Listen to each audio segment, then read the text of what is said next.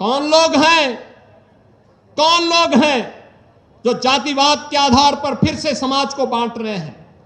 कौन लोग हैं जो अफवाह के आधार पर देश के अंदर विश्वास का संकट खड़ा कर रहे हैं?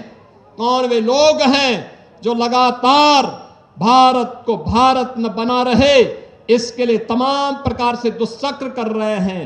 और याद करेंगे तो ये वही लोग हैं जिन्होंने कहा था कि राम और कृष्ण तो हुए ही नहीं। ये वही लोग हैं जिन्होंने राम मंदिर के आंदोलन में विरोधी पक्ष के साथ जाकर के मिलकर के राम मंदिर का फैसला न हो इसके लिए एड़ी चोटी लगाई थी।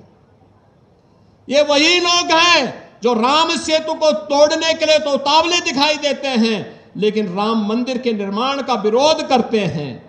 ये वही लोग हैं जिनके द्वारा लगातार देश के अंदर अविश्वास का वातावरण पैदा करने का प्रयास किया जा रहा है और इस अविश्वास के परिणाम स्वरूप ये भारत के संवैधानिक संस्थाओं को भी कटघरे में खड़ा करने का प्रयास कर रहे हैं। भारत के संवैधानिक संस्थाओं को खड़ा करने का मतलब भारत को एक बार फिर से कटघरे में खड़ा करके अविश्वसनीय बना देना। इनको देश की चिंता नहीं, इनको स्वयं के अस्तित्व का संकट इनके सामने है, इसलिए ये देश पर प्रश्न लगाने का प्रयास कर रहे हैं।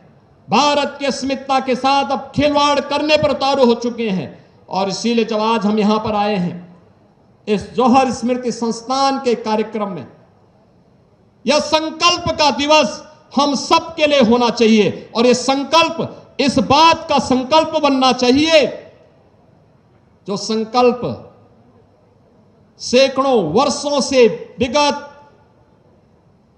1200-1300 वर्षों से इस वीर भूमि ने पूरे भारत भूमि को दिया है।